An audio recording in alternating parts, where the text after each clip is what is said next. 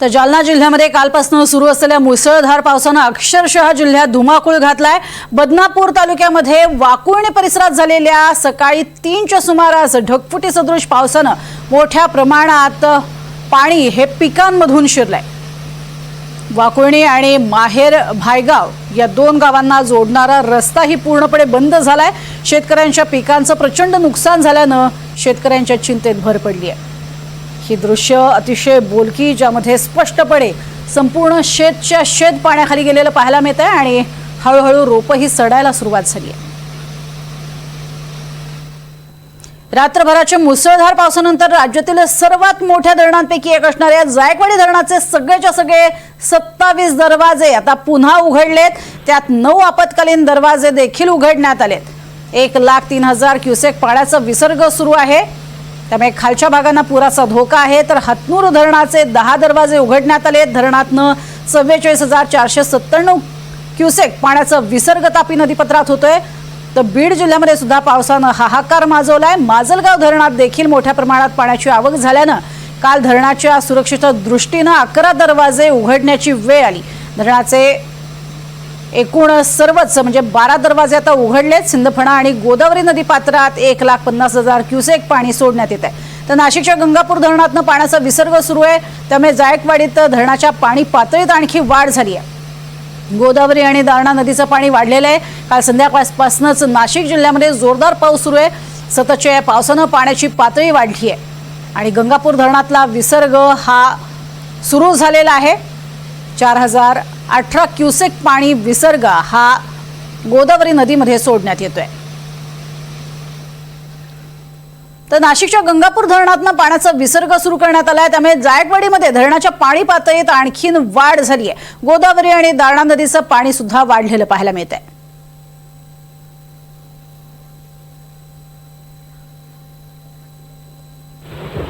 जायकवाडी धरणाच्या पाणी साठ्यात प्रचंड वाढ आता होणार आहे।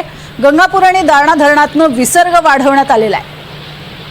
जायकवाडी धरणाच्या पाणी साठ्यात प्रचंड वाढ होते, कारण जोरदार पाऊस कोसळतोय आणि याच पावसाचा परिणाम आणि धरणातनं होत असणारा विसर्ग यामुळे पाण्याची पातळी वाढत चाललेली आहे। गोदावरी काठच्या नागरिकांना सतर्कतेचा इशारा देण्यात आलेला आहे, कारण गोदावरीचं पात्र जे आहे ते सुद्धा अशाच पद्धतीनं रुंदावताना पाहायला मिळते। जून महिन्यामध्ये खरं तर मुसळधार असा पाऊस झालेला होता आणि तेव्हाच जिल्ह्याचा धरणसाठा हा जवळपास 80%च्याही वर हा गेलेला होता। त्यानंतर पावसाने विश्रांती घेतली होती, मात्र आपण बघितलं तर पुन्हा एकदा पावसाचा जोर हा वाढलेला आहे। जिल्ह्याचा धरणसाठा आधीच 98%वरती आहेत आणि त्यातच पुन्हा एकदा पावसाची संततधार सुरू असल्यामुळे जिल्ह्यातील अनेक धरणांमधून सध्या विसर्गामध्ये वाढ ही करण्यात आलेली आहे।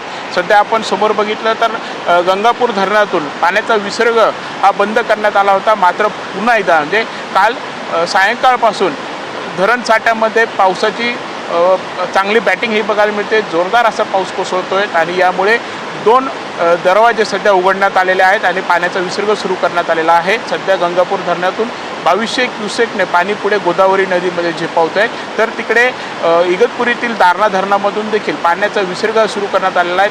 1400 क्युसेकने पाणी हे पुढे दारणामध्ये नदीमध्ये जाऊन मिसळत आहे। पुढे आपण जर बघितलं तर गोदावरी आणि दारणा नदीचं पाणी हे नांदूर मध्यमेश्वर बंधाऱ्यामार्गे जायकवाडी जाऊन पोहोचत असतं आणि त्यामुळे एकंदरीतच आता जायकवाडीच्या धरणाच्या पाणीसाठ्यामध्ये देखील चांगलीच वाढ होण्याची चिन्ह आहेत। आपण आधीच जर बघितलं तर जायकवाडी धरण हे पूर्ण भरलेलं आहे। जायकवाडी धरणाचे सर्व दरवाजे हे उघडण्यात आलेले होते आणि पाण्याचा विसर्ग सुरू करण्यात आला होता।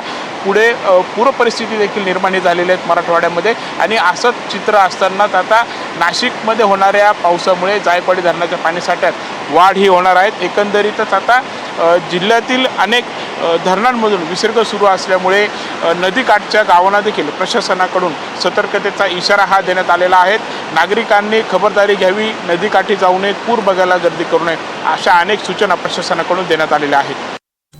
तर इकडे नाशिकमध्ये जोरदार पाऊस सुरू होता, मात्र मध्यरात्री पावसानं काहीशी विश्रांती घेतल्यानं पुन्हा पहाटेपासून पावसाची शहरात एक प्रकारे संततधार सुरू झाली आहे। परिणामी नाशिकच्या गंगापूर धरणातनं 2027 क्युसेक पाण्याचा विसर्ग होतोय। नाशिकचं गोदावरी नदी ही पुन्हा एकदा दुथडी भरून वाहू लागलेली आहे आणि याचाच आढावा घेतला आमचे प्रतिनिधी वैभव घुगे यांनी। नाशिकमध्ये कालपासून पावसाने सायंकाळी मोठा जोर जो आहे तो धरला होता. मात्र आता मध्यरात्रीपासून जो आहे पावसाने काहीशी विश्रांती घेतली होती. पुन्हा सकाळपासून जो आहे पावसाला संततधारेला सुरुवात झाली होती. मात्र आता परिणामी नाशिकच्या गोदावरी नदीला जो आहे ती पूर सदृश्य परिस्थिती पुन्हा एकदा निर्माण झालेली आहे. गंगापूर धरणातून जो आहे पाण्याचा 2227 क्युसेसने विसर्ग करण्यात येत आहे. परिणामी नाशिकची गोदावरी नदी जी आहे ती दुथडी भरून आपल्याला या ठिकाणी वाहताना बघायला मिळते. आपण जर बघितलं तर समोरील चक्रधर स्वामी मंदिर जे आहे ते पूर्णतः पाण्याखाली या ठिकाणी गेलेलं आहे आणि पाण्याचा प्रवाह जो आहे तो अगदी या ठिकाणी पाणी सोडल्याने जोरात झालेला आहे. त्यानंतर आपण जर बघितलं तर काहीशा गाड्या ज्या आहेत ते या ठिकाणी पार्किंगला लावल्या आहेत. मात्र पाण्याचा प्रवाह जो आहे तो वाढत असल्याने आता त्या गाड्या ज्या आहेत त्या देखील आता पाण्यामध्ये अटकलेल्या आहेत. आता पाण्याचा प्रवाह जर जास्त प्रमाणात या ठिकाणी वाढला तर त्या गाड्या ज्या आहेत त्या वाहून जाण्याची शक्यता या ठिकाणी वर्तवली जाऊ शकते. आपण जर समोर बघितलं तर ज्या ठिकाणी दशक्रिया विधी होते ती चक्री जी आहे ती पूर्णतः या ठिकाणी पाण्याखाली गेलेली आहे. त्यानंतर जे आहे दशक्रिया विधी जी आहे ती नदी काठ लगत आपण जर बघितलं तर या ठिकाणी होत आहे. संपूर्ण पाणी पातळीत वाढ झाली असून आता नागरिकांना जो आहे प्रशासनाकडून सतर्कतेचा इशारा या ठिकाणी देण्यात आला आहे. मात्र पावसाची संततधार ही सातत्याने नाशिकमध्ये सुरू जर असली तर गोदावरी नदीला पुन्हा एकदा पूर परिस्थिती निर्माण होऊ शकते. वैभव हुगे, NDTV मराठी, नाशिक. नंदुरबार जिल्ह्यातल्या नवापूर शहरातून वाहणारी रंगावली नदीच्या पाणी पातळीत प्रचंड वाढ झाली आहे. रंगावली नदीच्या पाणलोट क्षेत्रामध्ये मोठ्या प्रमाणात पाऊस होत असल्यानं रंगावली धरण पूर्ण क्षमतेनं भरलंय आणि आता ओव्हरफ्लो झालेलंही पाहायला मिळतंय. पावसाचं प्रमाण वाढलंय त्यामुळे 15,915 क्युसेकनं पाण्याचा विसर्ग होतोय.